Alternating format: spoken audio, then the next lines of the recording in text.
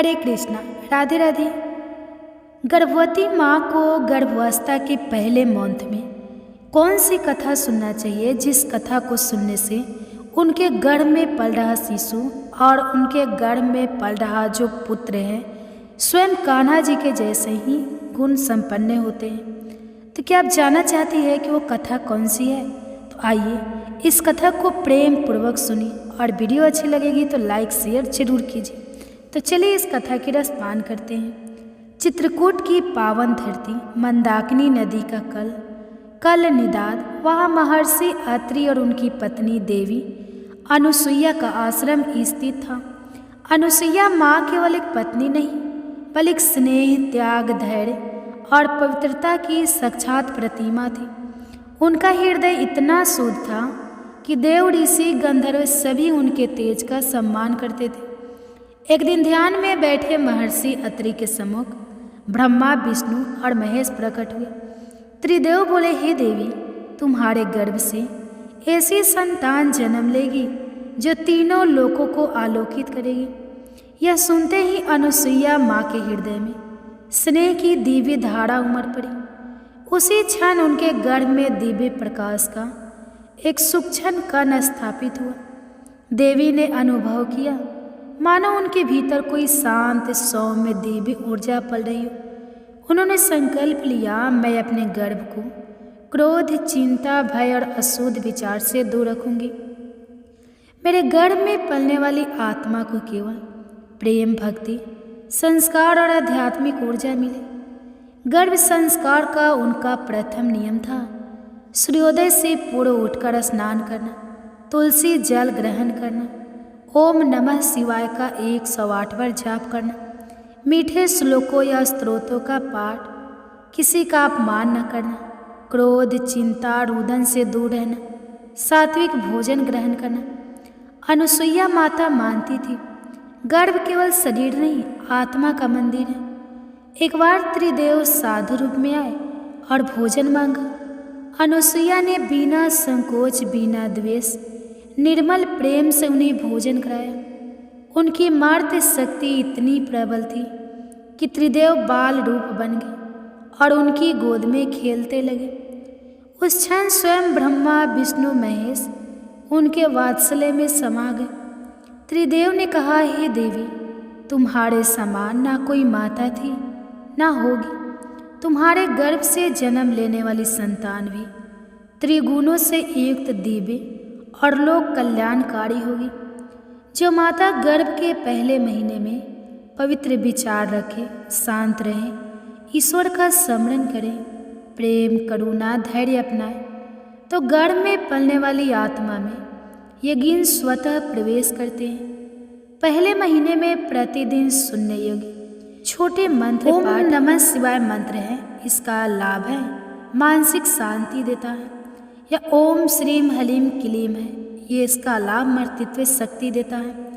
ओम ए सरस्वते नमः का है, बुद्धि और संस्कार को अच्छा करता है। हे गर्भ देवता, मेरी संतान को शुभ बुद्धि दे, इसका अर्थ है सकारात्मक प्रार्थना करना।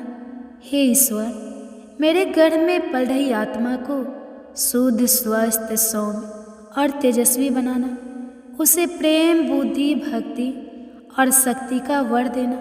मेरा मन शांत रहे, मेरा गर्भ सुरक्षित रहे। ओम शांति शांति, ओम शांति।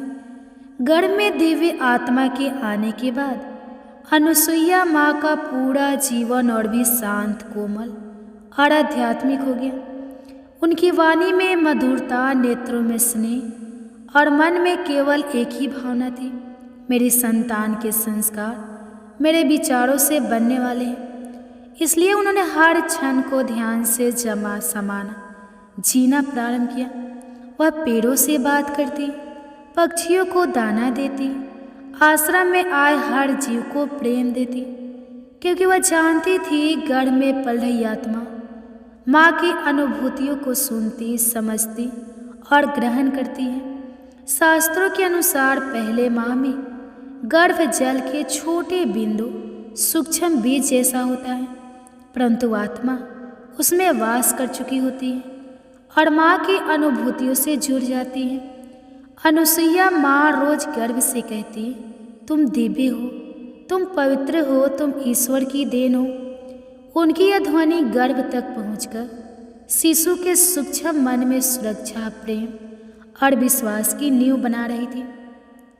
महर्षि अत्रि ने गर्भवती अनुसुईया से कहा, देवी, अब तुम्हें चिंता नहीं, चिंतन करना है, भय नहीं, विश्वास पालना है, क्योंकि संसार को एक दिव्य आत्मा मिलने वाली है। उन्होंने उन्हें गर्भ रक्षा के 3 सूत्र दिए। एक, मन शांत, तन स्वच्छ। दूसरा, वाणी मधुर, भोजन सात्विक।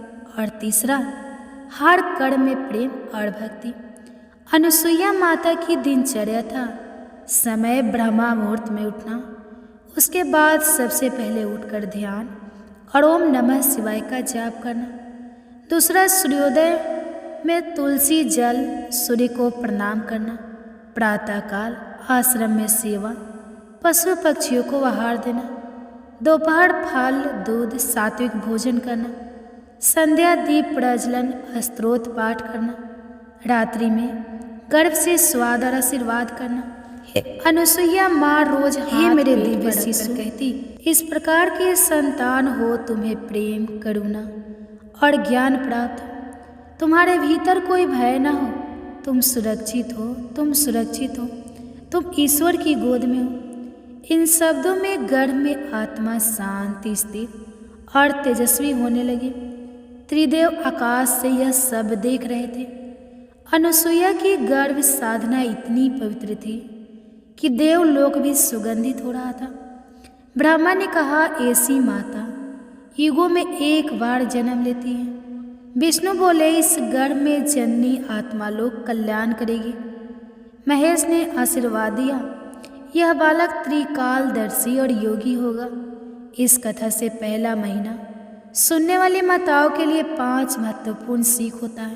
पहला, गर्भ में आत्मा आती है, सिर्फ शरीर नहीं। दूसरा, माँ के विचार ही बच्चे के संस्कार बनते हैं। और तीसरा, शांति, प्रेम और भक्ति सबसे बड़ा पोषण है। चौथा, गर्भ से बात करना बच्चे के मन को सुरक्षित करता है। और पांचवा जो है वो डर नहीं, विश्वास बच्चे का पहला आहार है।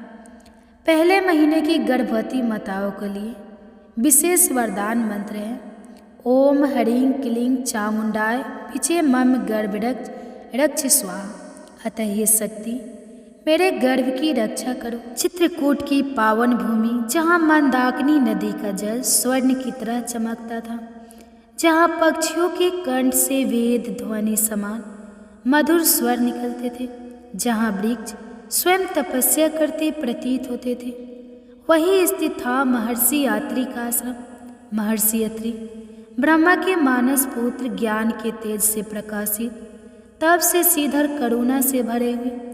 उनकी अर्धांगिनी देवी अनुसुईया पवित्रता, त्याग, प्रेम, धैर्य और मातृत्व की साक्षात मूर्ति थी।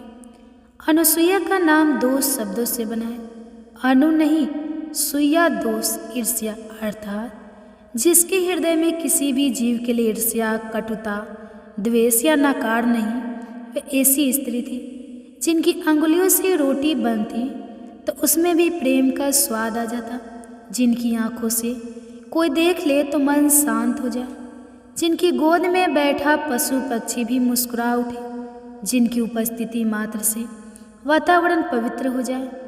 ऐसी दिव्य आत्मा को प्रकृति ने स्वयं मातृत्व के लिए चुना था। एक प्रातःकाल सूर्य की प्रथम रश्मि अभी अभी मंदाकिनी को छू रही थी। आश्रम में यज्ञ की अग्नि सुवासित हो रही थी। मंद हवा में तुलसी और चंदन का सुगंध घुला था। महर्षि अत्रि ध्यान में बैठे थे, तभी आकाश से दिव्य आवाज गुजा, हे अत्रि नंदन, अब वह समय समीप है जब त्रिलोक को प्रकाशित करने वाली आत्मा इस आश्रम में अवतरित होगी। महर्षि ने शांति से आंखें खोली। गंभीर किंतु सौम्य मुस्कान उनके चेहरे पर आ गई। उन्होंने यह बात अनुसुईया को नहीं बताई, परंतु देवी के हृदय में अचानक एक अनोखा संपदन हुआ, एक ऐसा एहसास जिसे केवल मृत हृदय समझ सकता था। हवा कुछ अलग सुगंध दे रही थी। मन बिना कारण अत्यंत शांत था और हृदय में ममता की धारा अपने आप बहने लगी थी। रात्रि का समय था। आश्रम दीपों से प्रकाशित आकाश में तारे ऐसे चमक रहे थे मानो कोई महामहोत्सव हो। अनुसुईया सोई नहीं थी। उन्होंने अनुभव किया कि उनके चारों ओर एक दिव्य प्रकाश मंडल घूम रहा है। तभी एक अत्यंत कोमल, पवित्र, मधुर अनुभूति उनके भीतर उतरी, जैसे कोई प्रकाश की बूंद हृदय से उतरकर गर्भ में स्थित हो गई हो। यह केवल अनुभूति नहीं, आत्मा का आगमन था। उन्होंने आंखें बंद की, दोनों हाथ पेट पर रखे और धीमे स्वर में कहा, स्वागत है पुत्र, तुम जहाँ से भी हो आज आए हो। यह माँ तुम्हें अपनाती है। उसी क्षण आश्रम में स्थित तुलसी का एक पत्ता अपने आप गिरा। यह शुभ संकेत था। पहला महीना वह समय जब बच्चा आकार नहीं लेता पर आत्मा जागृत होती है। यह वह महीना है जब शरीर नहीं, चेतना का निर्माण होता है। रक्त नहीं, भावनाएं बहती हैं। हड्डियां नहीं, संस्कार का ढांचा बनता है। शास्त्र कहते हैं माता के मन की अवस्था ही बच्चे की प्रथम शिक्षा है। अनुसुईया ये जानती थी, इसलिए उन्होंने गर्भ में आए जीव को केवल एक संतान नहीं बल्कि एक दिव्य अतिथि माना। एक दिन संध्या समय दीप जलाकर देवी ने पेट पर हल्का स्पर्श किया और बोली, हे मेरे छोटे से प्रकाश, मैं नहीं जानती तुम किस लोक से आए हो, पर अब तुम मेरे भीतर हो, मेरी धड़कन में हो। तुम रोशनी हो, तुम प्रेम हो, तुम मेरे हृदय की गूंज हो। इस संसार में तुम्हारा स्वागत है। यहाँ तुम्हें भय नहीं मिलेगा, तुम्हें केवल प्रेम मिलेगा। यह शब्द गर्भ की आत्मा तक पहुँचे और यही वह क्षण था जब बच्चे का विश्वास कोष सक्रिय हुआ। महर्षि ने देवी को गंगा जल देते हुए कहा, अब तुम्हारा तन केवल तुम्हारा नहीं, ये एक आत्मा का प्रथम घर है। इसलिए इस घर में शांति रखना, क्योंकि आत्मा ध्वनि से पहले भाव ग्रहण करती है। उन्होंने 3 सिद्धांत दिए। पहला, क्रोध नहीं, करुणा करना। दूसरा, चिंता नहीं, चेतना करना। तीसरा, डर नहीं, दिव्य भरोसा करना। अनुसुईया का दिनचर्या भी था। वो शुभ शुभ काम ही करती थी। उन्होंने निश्चय किया कि कभी क्रोध नहीं करेंगे, किसी की निंदा नहीं करेंगे, कठोर शब्द नहीं बोलेंगे, अशांति नहीं करेंगे। केवल प्रेम, केवल आभार, केवल भक्ति और केवल मधुरता लाएंगे। अनुसुईया पैरों से कहती, मेरे बच्चे को अपनी हरियाली देना। पक्षियों से कहती, अपने मधुर स्वर इसके हृदय में उतार देना। नदी से कहती, इसे अपनी शीतलता देना। सूर्य से कहती, इसे तेज देना। और प्रकृति सुन लेती थी। एक रात गर्भ में स्थित आत्मा की पवित्रता से आकर्षित होकर त्रिदेव आश्रम है। ब्रह्मा बोले, यह गर्भ सृजन का यज्ञ है। विष्णु बोले, यह गर्भ प्रेम का अवतार है। शिव बोले, यह गर्भ अध्यात्म का दीपक है। उन्होंने वर दिया, यह संतान केवल माता पिता की नहीं, युग की होगी। देवी प्रतिदिन ही 11 बार बोलती, ओम ह्रीं क्रीं चामुंडाय विचे मम में गर्भ रक्ष रक्ष स्वाहा। उनकी आवाज़ में बल नहीं, विश्वास होता था। अनुसुईया ने गर्भ का पहला पाठ दिया, जो मिला है वह पर्याप्त है। प्रेम सबसे बड़ी शक्ति है। मौन भी एक भाषा है। शांति सबसे बड़ा उत्तर है। मैं तेरी पहली किताब हूँ, तो मैं अपने पन्ने सुंदर रखूँगी। तू कल बोलेगा तो मैं आज मीठा बोलूँगी। तू कल देखेगा तो मैं आज पवित्र देखूँगी। तू कल सोचेगा तो मैं आज शुभ सोचूँगी। पहले महीने के अंत तक गर्भ छोटा था, लेकिन विश्वास बड़ा हो चुका था। शरीर में ज़्यादा बदलाव नहीं थे, लेकिन आत्मा में मर्तित्व पूर्ण खिल चुका था। अगर गर्भ के पहले महीने में माँ शांत रहे, प्रेम से बोले, स्वयं को दोष न दे, डर की जगह भरोसा रखे, अपने गर्भ से रोज संवाद करे, तो बच्चा निर्भय, शांत, बुद्धिमान, प्रेमी, सकारात्मक, संस्कारी जन्म लेगा। माँ के लिए अंतिम आशीर्वचन, तुम केवल एक शरीर नहीं, एक जीवन की प्रथम गुरु हो। तुम केवल माँ नहीं, एक युग की निर्माता हो। तुम गर्भ नहीं, ईश्वर का मंदिर धारण करती हो।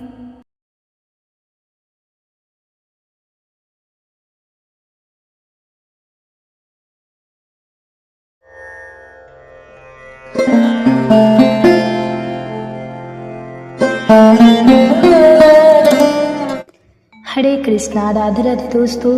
आप सभी माताओं बहनों का मेरे यूट्यूब चैनल में हार्दिक स्वागत है। आप सभी आज हमारे यूट्यूब चैनल पे श्रवण कीजिए गर्भ कथा। कहा जाता है कि गर्भावस्था में अगर पूरी भागवत ना भी सुन पाए तो कृष्ण के जन्म के समय की स्तुति और भागवत कथाएं सुनने से गर्भ में पल रहे शिशु पर कान्हा जी के जैसे ही गुण आते हैं। तो अगर वीडियो अच्छी लगेगी तो वीडियो को लाइक कीजिएगा और चैनल पे नए हैं तो चैनल को सब्सक्राइब करके बेल आइकन को ऑन कर लीजिएगा, ताकि ऐसे ही वीडियो के नोटिफिकेशन आप सभी गर्भवती माता के पास सबसे पहले पहुँचे। और हो सके तो ज़्यादा से ज़्यादा शेयर कीजिएगा ताकि और भी माताएं बहनें के पास एक कथा पहुँच सके। तो आइए बड़ी ही प्रसन्नचित मन से इस कथा की रसपान करते हैं। यह कहानी केवल एक ईश्वरावतार की नहीं बल्कि एक माता के गर्भ की यात्रा की है, वो गर्भ जिसमें संपूर्ण ब्रह्मांड समाया था।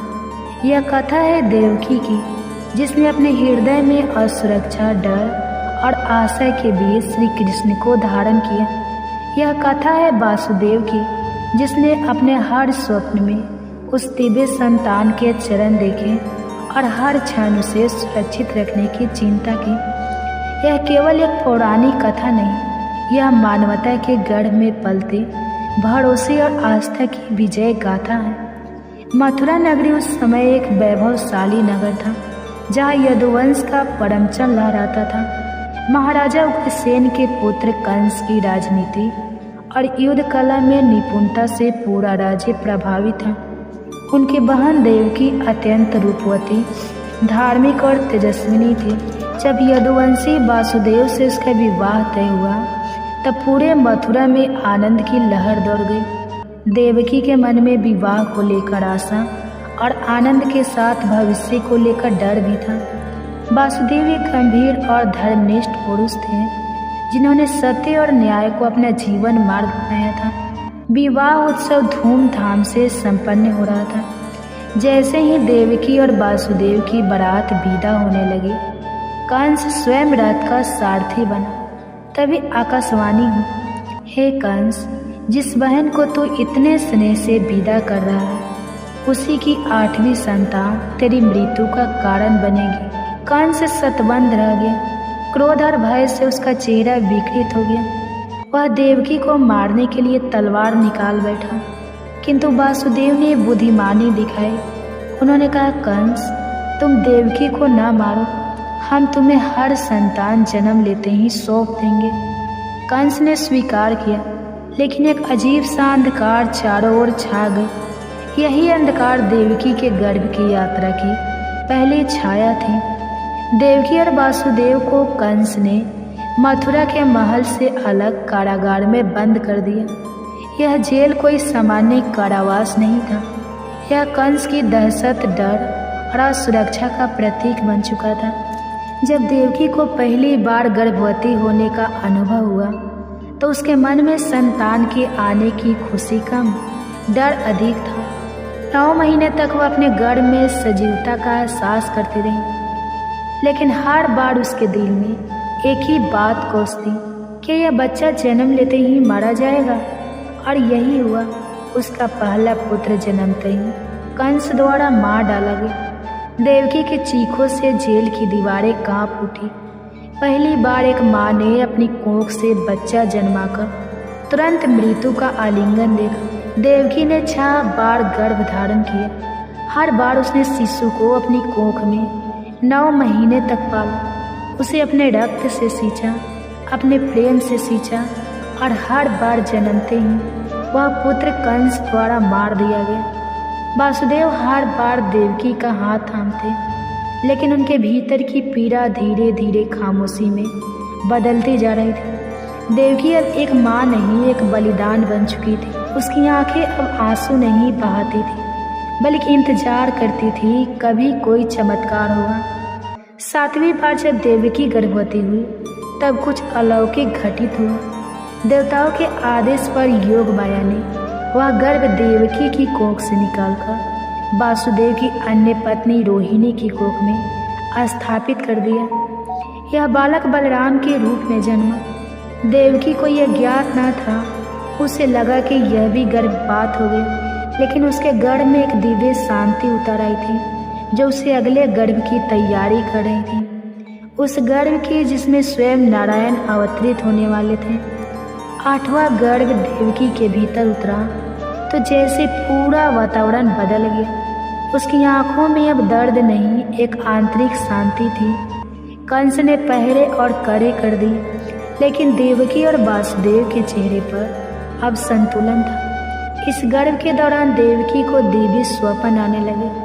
कभी वह विष्णु के शंख, चक्र, गदा और पग देखती, कभी उसे अपने गर्भ में चमकती हुई आभा महसूस होती।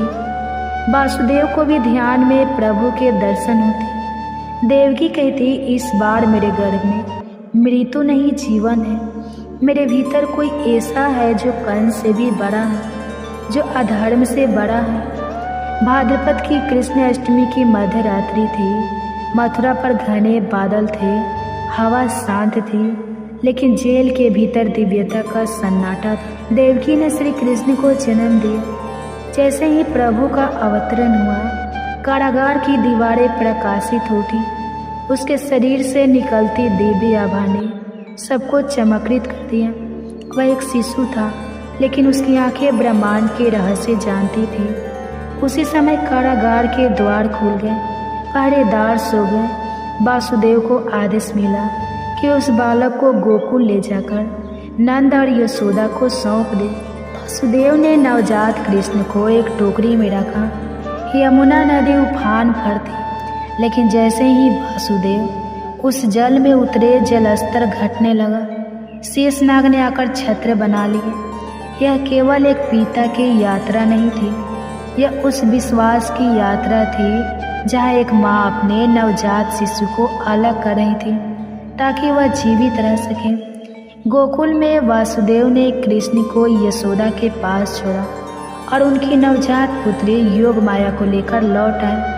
कंस ने उसे भी मारने का प्रयास किया, लेकिन वह बालिका आकाश में उड़ गई और बोली, तेरा संहार तो गोकुल में जन्म चुका है।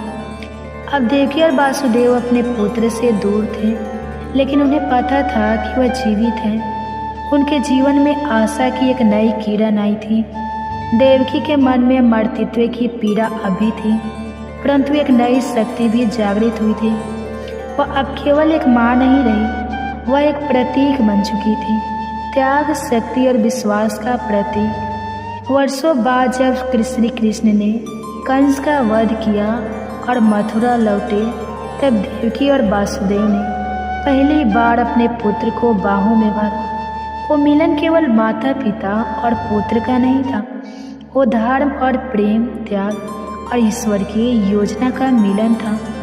देवकी की गर्भ कथा केवल भगवान श्री कृष्ण के जन्म की नहीं है, यह हर उस माँ की कहानी है जो कठिनाइयों के बीच अपने गर्भ में एक जीवन पालती है।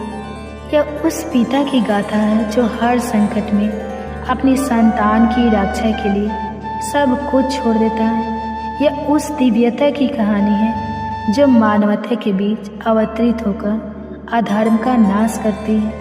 श्री कृष्ण केवल एक देवता नहीं, वह बाल लीलाओं के ऐसे मर्ग है जिनके बचपन ने दुनिया को भक्ति, प्रेम और शरारत का नया अर्थ दिया। उनका जन्म एक अंधकारीपूर्ण रात्रि में हुआ, लेकिन उनकी बाल लीलाओं से गोकुल और वृंदावन में ऐसा प्रकाश फैला जो आज तक संसार को आलोकित करता है। यह कथा उसी चमत्कारी बचपन की है। जैसे ही वासुदेव श्री कृष्ण को लेकर गोकुल पहुँचे, वहाँ सब सोए हुए थे। उन्होंने यशोदा और नंद बाबा के घर शिशु कृष्ण को सुलाया। वहाँ की नवजात कन्या योग माया को उठा लिया और मथुरा लौट गए। यशोदा जी को इस बात की भनक तक नहीं लगी कि उन्होंने जिस बालक को जन्म दिया, समझा वह वास्तव में स्वयं नारायण है। गोकुल का भाग्य उस दिन से चमक उठा। सुबह होते ही नंद बाबा को पुत्र जन्म का समाचार मिला। संपूर्ण गोकुल में आनंद छा गया। बांसुरी की ध्वनि, ढोलक की थाप और गायों की घंटियों की धुन से वातावरण गुंजायमान हो गया। गर्गाचार्य को आमंत्रित किया गया और एक साधारण से आयोजन में श्री कृष्ण का नामकरण हुआ। कृष्ण, जिसका अर्थ है जो आकर्षित करता है। श्री कृष्ण के हाथ में पहली बार जब बांसुरी आई तो उसकी धुन सुनते ही वृक्ष झुक गए, गाय ठहर गई और गोपियाँ सम्मोहित हो गई। यह केवल एक बांसुरी नहीं थी, यह ईश्वर की वह वाणी थी जो प्रेम का राग सुनाती थी। कंस ने जब यह सुना कि देवकी का पुत्र गोकुल में है तो उसने राक्षसी पूतना को भेजा। वह सुंदर स्त्री का रूप लेकर आई और कृष्ण को विष से भरे स्तनों से दूध पिलाने लगे। कृष्ण ने दूध के साथ अपनी उसकी प्राण ऊर्जा भी पी ली। पूतना चिल्लाते हुए मरी, लेकिन उसे मोक्ष मिल गया। एक माँ का रूप धारण कर आने से उसे प्रभु ने मृत्यु नहीं मुक्ति दी। यह लीला दिखाती है कि श्री कृष्ण केवल दुष्टों का संहार नहीं करते, वे उद्धार भी करते हैं। संकटासुर एक राक्षस था जो बैलगाड़ी में छुप कर आया था। बालक कृष्ण ने उसे पांव मारकर ध्वस्त कर दिया। एक और यशोदा को लगा कि यह चमत्कार है, दूसरी ओर ब्रह्मांड समझने लगा कि यह कोई साधारण बालक नहीं। फिर तृणावर्त आया, आंधी बनकर श्री कृष्ण को उड़ा ले गया, लेकिन कृष्ण ने उसकी गर्दन पकड़कर उसे धरती पर गिरा दिया। बचपन में ही कृष्ण ने इतने चमत्कार किए कि यशोदा जी भी भ्रम में पड़ गई। क्या क्या सचमुच उनका पुत्र है? श्री कृष्ण को माखन बहुत प्रिय था। वे गोपियों के घर चोरी से घुस जाते, हांडी फोड़ते और बाल सखाओं के साथ मिलकर माखन खाते। ग्वाल बाल उनके साथ मटकी फोड़ते, कभी कंधों पर चढ़कर माखन लूटते। गोपियाँ यशोदा मैया से शिकायतें करती, तुम्हारा लाल हमारी मटकी फोड़ गया, माखन चुरा गया। यशोदा कभी क्रोधित होती तो कभी हंस पड़ती। यह चोरी नहीं थी, यह वो प्रेम था जो संसार को हंसना सिखाता था। एक दिन यशोदा मैया ने देखा कि कृष्ण माखन खा रहे। वह दौड़ी, पकड़ा और उन्हें ऊखल से बांध दिया, परंतु रस्सी हर बार 2 अंगुल छोटी पड़ती। यह लीला दर्शाती है कि प्रभु के बांधने के लिए केवल रस्सी नहीं, प्रेम की आवश्यकता होती है। अतः जब यशोदा का मन दया से भर गया तो कृष्ण बंध गए। यही लीला दामोदर लीला कहलाई, जहाँ प्रभु प्रेम से बंधते हैं। एक बार यशोदा जी ने कृष्ण को मिट्टी खाते देखा। जब उन्होंने बालक के मुंह खोलने को कहा तो कृष्ण ने अपना मुंह खोला। यशोदा ने देखा संपूर्ण ब्रह्मांड, सप्त समुद्र, तारे, ग्रह, स्वयं। यशोदा भी उस मुंह के भीतर वह सिहर उठी। उन्हें समझ आया कि यह कोई साधारण पुत्र नहीं, स्वयं सृष्टिकर्ता है। इंद्र का पूजा ना करके जब कृष्ण ने गोवर्धन पर्वत की पूजा करवाई तो इंद्र को क्रोध आया। उसने मूसलाधार वर्षा भेजी। कृष्ण ने गोवर्धन पर्वत को अपनी छोटी अंगुली पर उठा लिया और गोकुल वासियों को उसके नीचे आश्रय दिया। 7 दिन तक बिना थके वह पर्वत उठाए रहे। इंद्र को अपनी भूल का एहसास हुआ और उन्होंने आकर क्षमा मांगी। यह लीला दिखाती है कि भगवान केवल देवताओं के पूजक नहीं, प्रकृति और जन साधारण के रक्षक भी हैं। यमुना नदी में एक विषैला नाग कालिया रहा करता था। उसकी विषैली सांसों से नदी की मछलियां मर रही थी। जल अशुद्ध हो गया था। कृष्ण ने जल में कूदकर उससे युद्ध किया और फिर उसके फनों पर नृत्य किया। कालिया ने हार मानकर क्षमा मांगी। प्रभु ने उसे आदेश दिया कि वह रामेश्वर जाए और भविष्य में किसी को पीड़ा न दे। यमुना फिर से निर्मल हो गई। कृष्ण धीरे धीरे बड़े हो रहे थे। उनकी बाल लीला केवल शरारत नहीं, समाज में संदेश देने वाली घटनाएं बन गई। उन्होंने पशुओं की सेवा, गायों के साथ समय बिताना, ग्वाल बालों के साथ मैत्री और गोपियों के साथ आत्मिक प्रेम से गोकुल को एक दिव्य भूमि बना दिया। गोपियाँ श्री कृष्ण को केवल प्रिय नहीं, प्राण मानती थी। वे उनके दर्शन के लिए तड़पती। श्री कृष्ण ने उनके साथ रास किया, जो केवल नृत्य नहीं था, वह आत्मा और परमात्मा का मिलन था। गोपियों को कृष्ण ने कभी त्यागा नहीं, उन्होंने सबके हृदय में स्थान लिया। कृष्ण को मथुरा बुलवाया गया। यशोदा और नंद बाबा का हृदय टूटा, पर श्री कृष्ण का बाल्यकाल अब समाप्त होने को था। वे मथुरा गए, वहाँ कंस का वध किया और अपने माता पिता देवकी और वासुदेव से मिले। श्री कृष्ण का बचपन केवल घटनाओं की श्रृंखला नहीं, वह जीवन दर्शन है। उन्होंने हमें सिखाया प्रेम मक्खन चुराकर भी किया जा सकता है। यहाँ छोटे सी अंगुली पर पर्वत उठाकर स्थापित किया जा सकता है। भक्ति केवल व्रत से नहीं, गोपिया जैसे संपर्ण से होती है। श्री कृष्ण की बाल लीला आज भी संसार को मोहती है, क्योंकि वे ईश्वर के बाल रूप की मुस्कान में सत्य छिपाए हुए हैं। एक समय की बात है, अर्जुन ने भगवान श्री कृष्ण से पूछा कि भगवान, क्या कारण है कि किसी जीव को माँ के गर्भ में आना पड़ता है तथा भांति भांति के कष्ट भोगने पड़ते हैं? ऐसा जीव किन कारणों और किन दोषों के कारण होता है? प्राणी अपने जन्म से पूर्व तो कष्ट पाता ही है। जन्म लेते समय भी उसे कष्टों से छुटकारा नहीं मिलता। उसके बाद आजीवन मृत्यु काल तक उसे रोग, कष्ट आदि का सामना करना पड़ता है। यह सुनकर भगवान मधुसूदन मुस्कुराते हुए बोले, हे श्रेष्ठ धर्मधारी, मृत्यु लोक में जन्म लेने के पश्चात प्रत्येक जीवात्मा इस संसार की माया से प्रेरित होकर भौतिक संसाधनों के बंधनों में बंध जाती है। वह अपना मुख्य उद्देश्य, जो कि मात्र ईश्वर की प्राप्ति है, उसे भूलकर परिवार, पुत्र पुत्रियों, सगे संबंधियों आदि के मोह में फंसकर ही रह जाती है। मृत्यु पर पर्यता तक इन सभी में फंसे होने के बाद जब जीव का अंतिम समय आता है, तो वह अपनी अधूरी इच्छाओं के बारे में भी सोचते हुए प्राण त्याग देते हैं। ऐसा इस कारण होता है कि मानव जाति कभी संतुष्ट नहीं होती। उसे सदैव कुछ और की ही चाहत बनी रहती है। यही कारण है कि मनुष्य बार बार जन्म लेता है तथा मरता रहता है, तथा यह चक्र नीर चलता ही रहता है। अर्जुन पूछते हैं, प्रभु, इस माया से पार पाना तो बड़ा कठिन कार्य है। बड़े बड़े ऋषि मुनि भी इसे पार नहीं पा सके, तो साधारण मनुष्य की तो बात ही क्या है।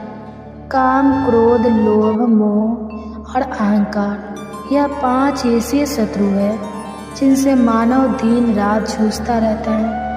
कृपया यह बताइए कि साधारण मनुष्य इनसे छुटकारा पाकर अपना मन किस प्रकार प्रभु भक्ति की ओर मोड़े, क्योंकि यह मन तो मदमस्त हाथी की भांति है, जो कभी भी टिक कर नहीं रहता। इसकी गति वायु के वेग से भी अधिक तीव्र है। इस मन रूपी मस्त हाथी को किस प्रकार नियंत्रित किया जा सकता है? श्री कृष्ण कहते हैं, मन रूपी हाथी को नियंत्रित करने के लिए ज्ञान रूपी अंकुश की आवश्यकता पड़ती है। भक्ति और ज्ञान को अभ्यास के द्वारा ही प्राप्त किया जा सकता है। अहंकार करने से मानव का जीवन नरक के समान बन जाता है। उसका मन सदैव व्याकुल ही रहता है तथा कभी भी शांत नहीं होता। अर्जुन पूछते हैं, क्या कारण है कि किसी की पत्नी की मृत्यु अल्पायु में ही हो जाती है तथा पिता के रहते पुत्र की मृत्यु हो जाती है? श्री कृष्ण बताते हैं, जो व्यक्ति कर्ज लेकर उसे नहीं चुकाता, उसके दंड स्वरूप उसकी पत्नी की मृत्यु हो जाती है, तथा जो किसी व्यक्ति की अमानत लेकर उसे नहीं लौटाता, उसके बच्चे मर जाते हैं। यह भयंकर पाप है। तब अर्जुन पूछते हैं, मनुष्य किस कारण से यह जीवन रोगी रहता है तथा किस प्रकार पशु योनि को प्राप्त करता है? भगवान कहते हैं, पार्थ, जो मनुष्य कन्याओं तथा महिलाओं को बेचने का व्यापार करता है, वह भयंकर रोगों से पीड़ित रहता है, तथा जो अभेय पदार्थों का सेवन करता है, मदिरा पान कर दूसरे को प्रताड़ित करता है, वह गधे का जन्म प्राप्त करता है। इसी प्रकार झूठी गवाही देने वाले अगले जन्म में स्त्री बनते हैं।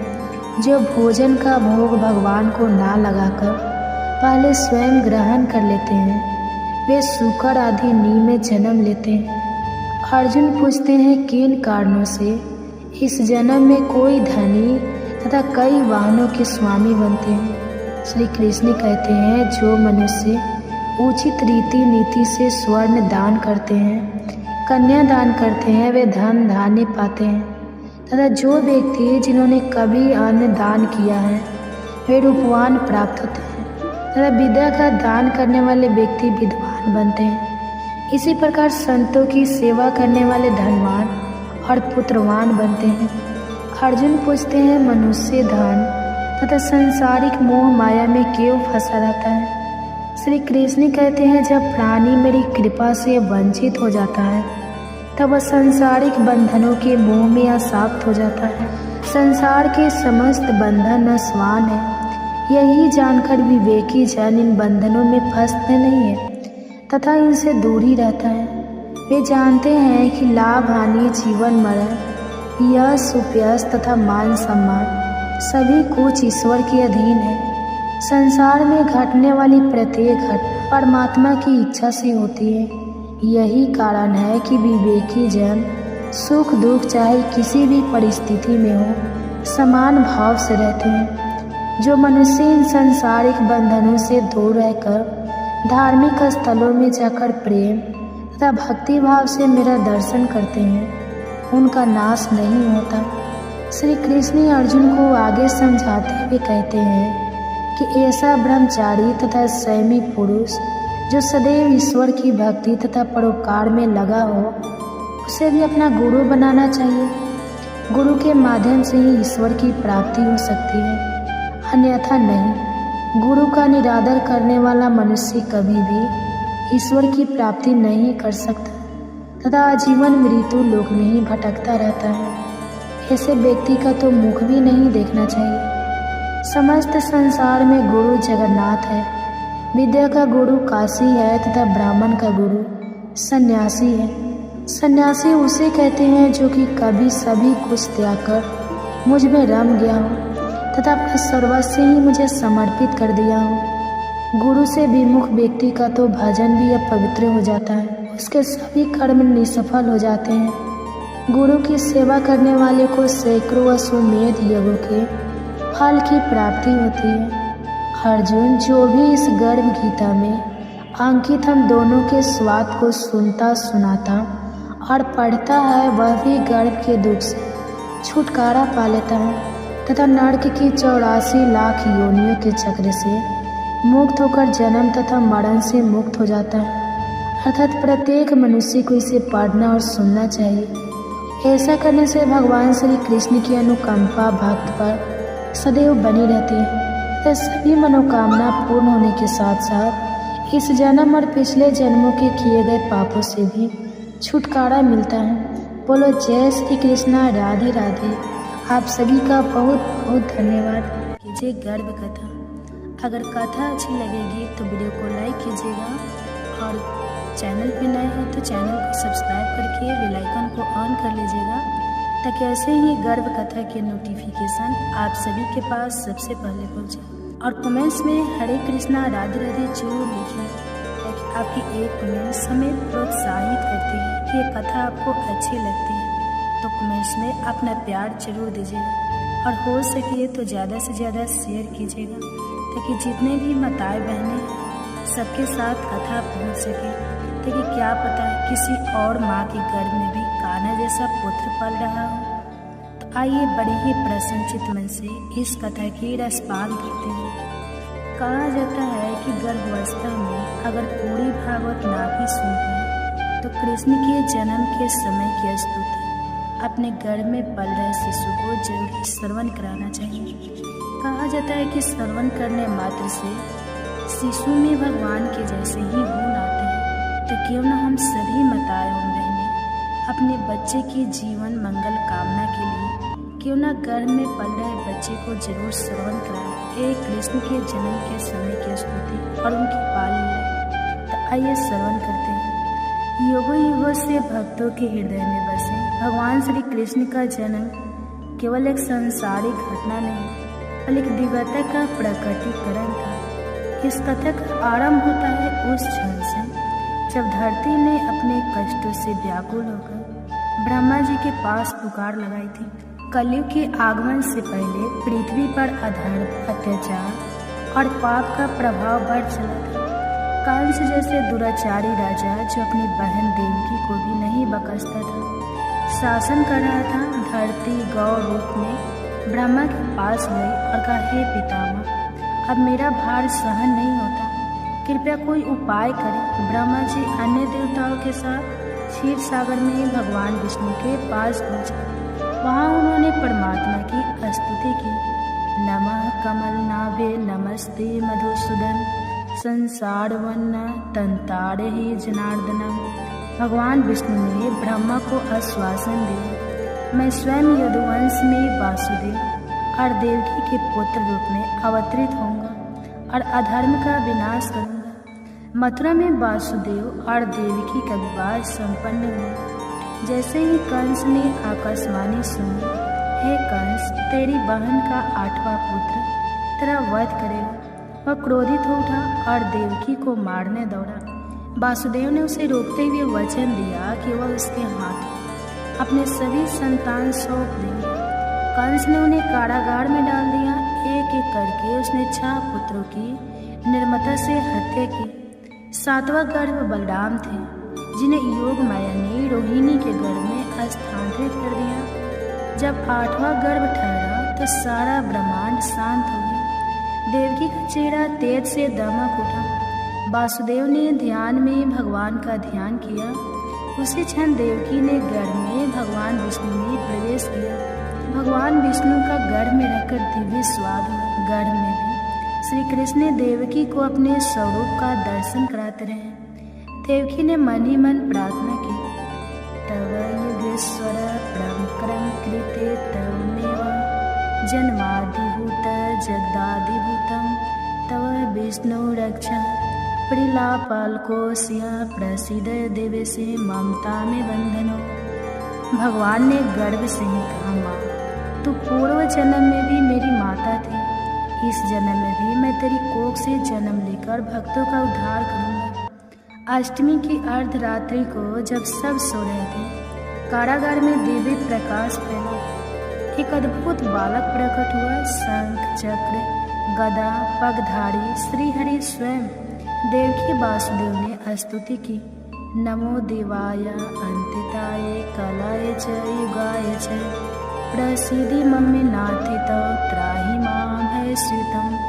भगवान ने कहा, माता पिता, अब मुझे गोप रूप में गोकुल ले चलो, मैं वहाँ अपनी लीलाएं करूँगा। वासुदेव ने जेल के द्वार खोले पर यमुना जी का जल मार्ग बन गए। उन्होंने बालक को लेकर गोकुल में यशोदा के पास पहुँचा और यशोदा के पुत्र को लेकर लौट आए। जेल में सब कुछ पहले जैसा हो गया। कंस ने जब 8वां संतान कन्या के रूप में देखे तो उसे भी मारना चाहा, परंतु वह योग माया रूप में आकाश में चली गई और कहा, तुझे मारने वाला गोकुल में पल रहा है। उधर नंद बाबा ने बालक के जन्म पर बड़ा उत्सव मनाया, जिसे नंदोत्सव कहते हैं। गोकुल में श्री कृष्ण ने अनेक लीलाएं की, जिनसे न केवल असुरों का नाश हुआ, बल्कि प्रेम, भक्ति और आनंद की वर्षा भी हुई। कंस ने बालक को मारने के लिए पूतना राक्षसी को भेजा। वह सुंदर स्त्री का रूप लेकर श्री कृष्ण को स्तनपान कराने आई, परंतु श्री कृष्ण ने उसके प्राण ही चूस लिए। पूतना मुक्त हो गई।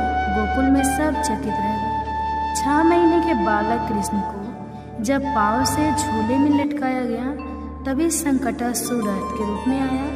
कृष्ण ने अपने पाँव की ठोकर से उसे चूर कर दिया। कंस ने एक और दैत्य त्रिनावृत को भेजा, जो आंधी बनकर कृष्ण को उठाकर ले गया, पर श्री कृष्ण ने उसे ही आकाश में घुमाकर पृथ्वी पर पटक दिया। जैसे जैसे श्री कृष्ण बड़े हुए, उन्होंने ग्वाल बालों संग माखन चोरी की। गोपियाँ उनसे रुष्ट होती, परंतु मन ही मन उनका माधुर्य देखकर मोहित हो जाती। कन्हैया की माखन चोरी सबके मन को भाई। उसकी बाल लीलाएं प्रेम से बरसाएं। एक बार यमुना में कालिया नाग ने विष फैला दिया था। श्री कृष्ण ने वहाँ कूदे और अपने चरणों से उस पर नृत्य कर उसे पराजित किया। गोकुलवासी ने श्री कृष्ण का जयकार किया। इंद्रदेव के घमंड को चूर करने के लिए कृष्ण ने गोवर्धन पर्वत को अपनी छोटी अंगुली पर उठा लिया और 7 दिन तक सभी गोकुलवासियों को वर्षा से बचाया। गोवर्धन गिरिधारी गोकुल के रखेवाले 7 दिन तक अडिग रहे, प्रभु की महिमा न्यारी। श्री कृष्ण का जन्म केवल एक बालक का जन्म नहीं था, वह धर्म की पुनः स्थापना का संकल्प था। उनका प्रत्येक कृत्य पूतना वध से लेकर गोवर्धन धारण तक जीवन में धर्म, भक्ति और प्रेम की स्थापना का प्रतीक है। देवकी और वासुदेव की पीड़ा, यशोदा का वात्सल्य, ग्वाल बालों की मित्रता, गोपियों का प्रेम, सब मिलकर इस गर्भ कथा को एक दिव्य रूप देते हैं। कृष्ण की गर्भस्थली से लेकर उनकी बाल लीलाओं तक की यह कथा आज भी श्रद्धा से सुनी जाती है। यह केवल भूतकाल नहीं, वर्तमान का भी मार्गदर्शन है। जीवन में जब अंधकार हो तो कृष्ण जन्म की वह रात्रि याद करें जब दिव्यता ने अंधकार में जन्म लेकर सारा संसार आलोकित कर दिया। जब जब धर्म की हानि और अधर्म का उत्थान होता है तब तो भगवान इस धरती पर अवतरित होते हैं। द्वापर युग में जब अधर्म अपनी चरम सीमा पर पहुंचा तब श्रीहरि ने 2 रूपों में जन्म लिया, एक माता देवकी की कोख से और दूसरा माता रोहिणी की गोद से। ये दोनों थे कृष्ण और बलराम। यह कथा केवल जन्म की नहीं बल्कि उस दिव्य लीला की है जिसमें वात्सल्य, वीरता और प्रेम का अद्भुत समन्वय है। जब देवकी के 7वें गर्भ में भगवान शेषनाग ने अवतार लिया तब योग माया के आदेश पर वह गर्भ रोहिणी के उदर में स्थानांतरित कर दिया गया। यह कोई सामान्य घटना नहीं थी, यह आध्यात्मिक प्रतिक्रिया थी जिसे केवल योग शक्ति ही कर सकती है। रोहिणी जो वासुदेव की दूसरी पत्नी थी, गोकुल में नंद बाबा के घर निवास कर रही थी। वहाँ वे एक तपस्विनी की भांति साधना में लीन थी। 7वें गर्भ से जब शेष अवतार बलराम का जन्म हुआ तो सारे गोकुल एक दिव्य ऊर्जा का संचार हुआ। बलराम का जन्म पूर्णिमा के दिन हुआ, इसलिए उन्हें बलभद्र और रोहिणी भी कहा गया। उनका शरीर गौर वर्ण का था और उनकी आंखों में तेज था। यशोदा माता ने उन्हें भी अपने पुत्र के समान प्रेम दिया। कुछ ही समय बाद श्री कृष्ण का जन्म कारागार में हुआ और वासुदेव ने गोकुल लाए। यशोदा के गर्भ से उसी रात एक कन्या योगमाया ने जन्म लिया। जब वह कन्या कंस के हाथों छूटकर आकाश में चली गई तो उसने कहा, जिसे तू मारना चाहता है वह गोकुल में पल रहा है। श्री कृष्ण और बलराम साथ साथ खेलते, खाते और गाय चराते। बलराम बड़े भाई की भांति कृष्ण की रक्षा करते और कृष्ण अपने चंचल स्वभाव से उन्हें हंसाते। गोकुल के बाहर एक दैत्य धनुका गायों को हानि पहुंचाता था। बलराम ने उसे अपने बल से परास्त किया। यह उनकी पहली वीरता थी। जब श्री कृष्ण ने गोपियों संग रास लीला की तभी बलराम का एक अलग स्थान था। वे गोपगणों में सम्मानित थे। श्री कृष्ण की लीला में भाग लेकर भक्तों का संबल बनाते। श्री कृष्ण जब माखन चुराते तो बलराम मुस्कुराते। वे छोटे भाई को रोकते नहीं बल्कि उसके साथ सहभाग करते। जब कृष्ण यमुना में कालिया नाग से युद्ध कर रहे थे बलराम अत्यंत व्याकुल हुए। उन्होंने ग्वालों को रोका और कहा, कृष्ण कोई साधारण बालक नहीं है, उसके पीछे मत जाओ।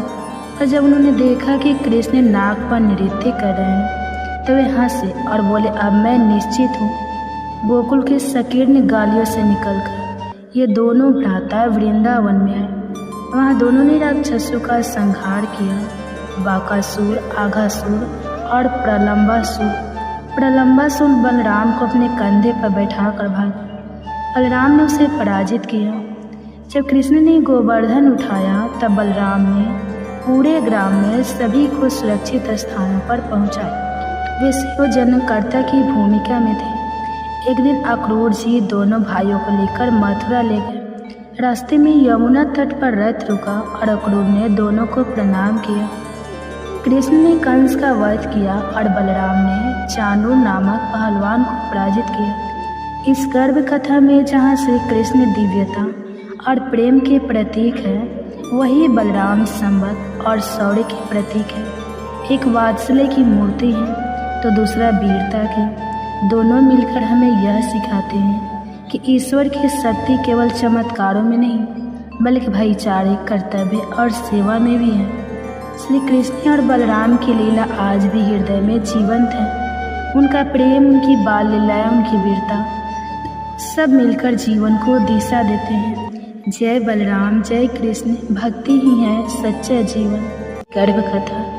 अगर ये कथाएँ आपको अच्छी लगेगी तो वीडियो को लाइक कीजिए और कमेंट बॉक्स में हरे कृष्णा जरूर लिखिए। और हमारे चैनल पे नए हैं और हमारी आवाज़ आज पहली बार सुन रहे हैं तो हमारे चैनल को सब्सक्राइब करके बेल आइकन को ऑन कीजिए ताकि ऐसे ही वीडियो की नोटिफिकेशन सबसे पहले आपके पास पहुँचे। तो चलिए आइए श्रवण करते हैं गर्भ कथा, जिसे प्रेगनेंसी में हर गर्भवती माता को जरूर श्रवण करना चाहिए। कहते हैं कि व्यक्ति योगिया के साथ योगी और भोगियों के साथ भोगी बन जाता है।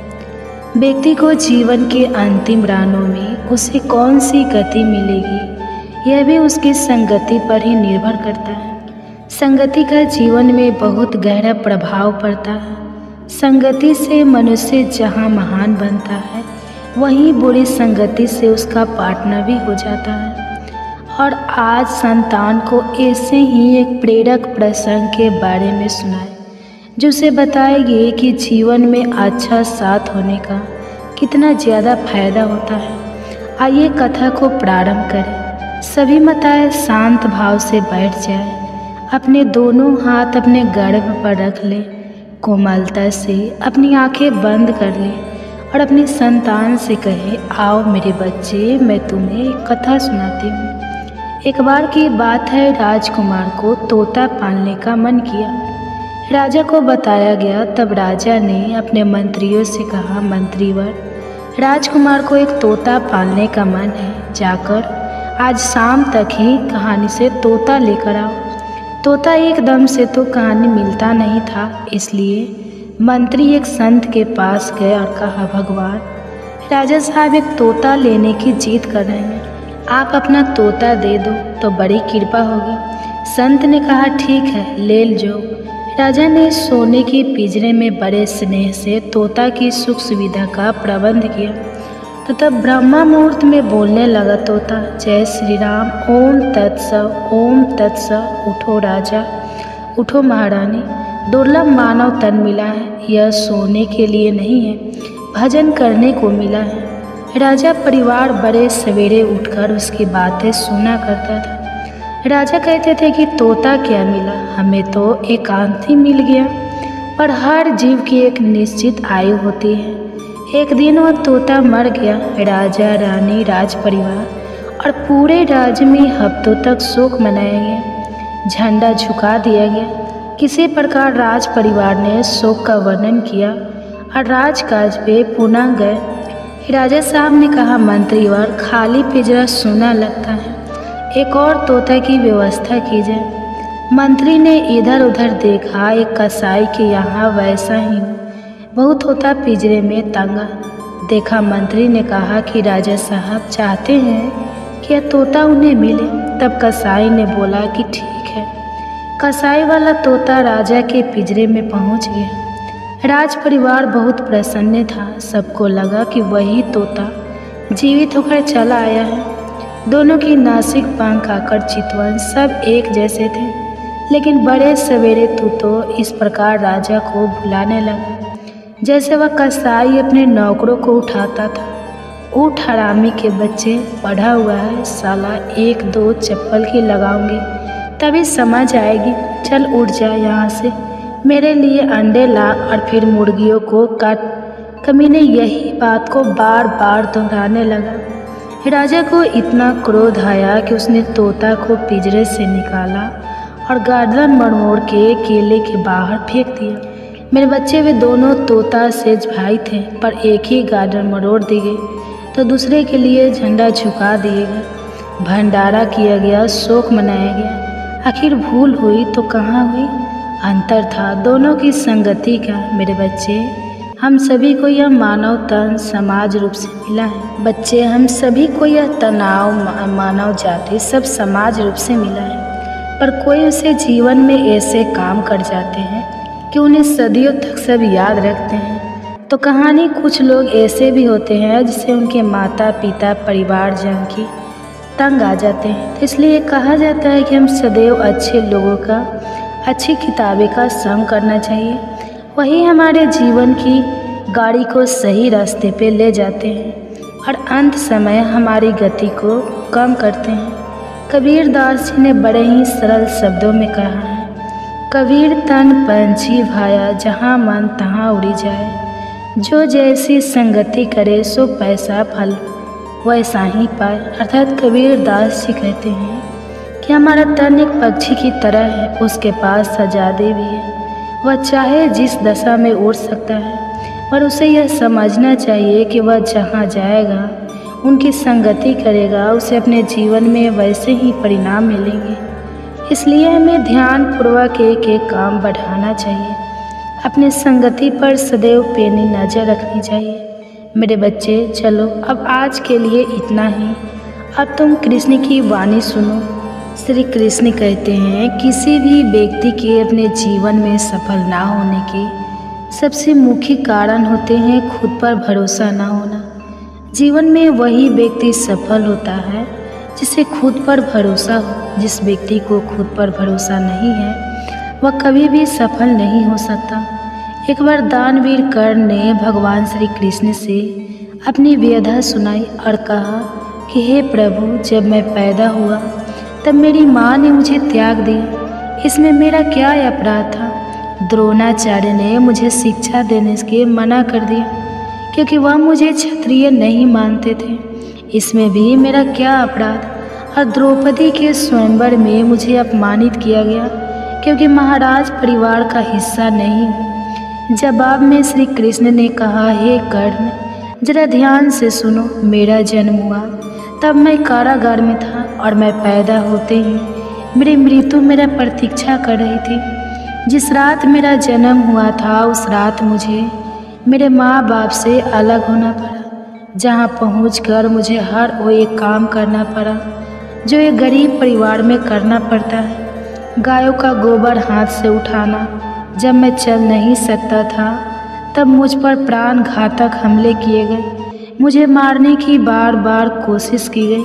न मेरे पास बचपन में शिक्षा थी, न ही महल था, न कोई गुरुकुल था, न कोई विशाल सेना थी, लेकिन तब भी मेरे मामा मुझे उनका सबसे बड़ा शत्रु मानते थे।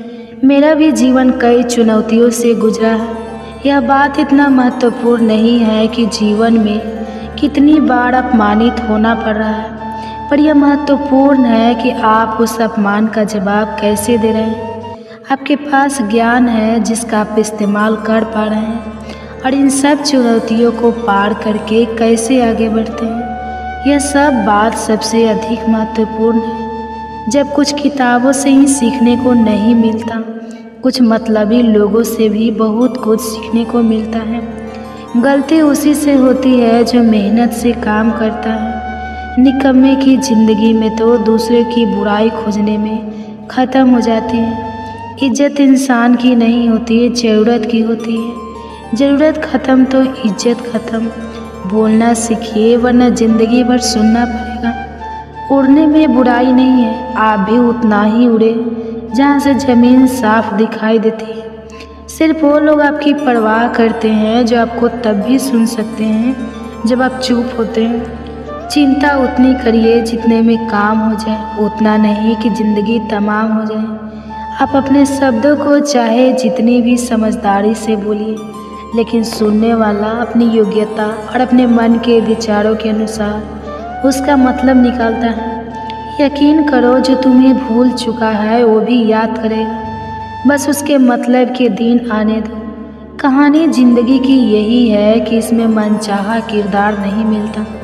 ज़िंदगी तो अपने दम पर ही जाती है, दूसरे को कंधे पर तो सिर्फ जनाजे उठाए जाते हैं। आपकी मुस्कान आपके चेहरे पर भगवान के हस्ताक्षर हैं। उसे अपने आंसुओं से ढूंढ ले या क्रोध से मिटने ना दे। कोई भी व्यक्ति हमारा मित्र या शत्रु बनकर संसार में नहीं आता। हमारा व्यवहार और शब्द ही लोगों को मित्र और शत्रु बनाता है। जो व्यक्ति हर वक्त दुख का रोना रोता है, उसके द्वार पर खड़ा सुख बाहर से ही लौट जाता है। जिसके पास उम्मीद और आस है वह जिंदगी के हर इम्तिहान में पास है। हर कोई अपना नहीं होता, और यही सच है। कितने अजीब है यह जमाने के लोग खिलौना छोड़कर जज्बातों से खेलते हैं। महान दिमाग विचारों की चर्चा करता है औसत दिमाग घटनाओं की चर्चा करता है और छोटा दिमाग लोगों की चर्चा करता है। अहंकार ना पालिए, वक्त के समंदर में कई सिकंदर डूब गए। इन 5 जगहों पर हमेशा चुप रहिए। पहला, जहां आपके शब्दों की कोई कीमत नहीं। दूसरा, जहां बोलने के बाद आपको पछताना ना करना पड़े। तीसरा, अगर आपके बोलने से किसी का दिल दुखता है। चौथा, अगर आप गुस्से में हो, क्योंकि गुस्से में इंसान बिना सोचे समझे कुछ भी बोल देता है। और पांचवा, जहाँ आपकी समझदारी से कोई सुनने वाला ना हो। किसी का कष्ट देखकर अगर तुम्हें भी कष्ट होता है तो समझ लेना तुम्हारी आत्मा में परमात्मा विराजमान है। सिर्फ सुकून ढूंढिए, ज़रूरतें कभी पूरी नहीं होती। जिंदगी में सारा झगड़ा ख्वाहिशों का है। ना तो किसी को गम चाहिए और ना ही किसी को कम चाहिए। जिसके इरादे हमेशा साफ होते हैं, कई बार लोग उसके ही खिलाफ होते हैं। जो तुमसे तंग आ जाए उसे छोड़ दो, क्योंकि बोझ बन जाने से याद बनना बेहतर है। झूठ की खरीदारी ज़्यादा दिन तक नहीं टिकती। सच एक ही सही अंत तक साथ देता है। किसी इंसान के आज को देखकर उसके भविष्य का मजाक मत उड़ाओ, क्योंकि समय में इतनी शक्ति है कि वह कोयलों को भी धीरे धीरे हीरे में बदल देता है। समय जब फैसला करता है तो गवाही की ज़रूरत नहीं होती। इंसान का काम तमाम करने वाला शब्द है, कल करूँगा। ना तो अधिक बोलना अच्छा है, ना ही ज़रूरत से ज़्यादा चुप रहना। जैसे बहुत अधिक वर्षा होना भी अच्छा नहीं है, वैसे बहुत अधिक धूप भी अच्छी नहीं होती। विचार कीजिए, जब हमारा जन्म हमारी मर्जी से नहीं होता तो मरण भी हमारी मर्जी से नहीं होता। तो इस जन्म मरण के बीच में होने वाली सारी व्यवस्था हमारी मर्जी से कैसे हो सकती है। ज़िंदगी में हर मौके का फ़ायदा उठाओ, पर किसी के मजबूरी का नहीं। अगर ज़िंदगी मौका देती है तो धोखा भी देती है। आज के ज़माने में सुखी होना तो स्वार्थी बनना पड़ेगा। यह हम नहीं, इस युग की सत्य हकीकत है। जो हमारे जज्बातों की कदर नहीं कर सकते, उनके पीछे पागल होना प्यार नहीं, बेवकूफ़ी है।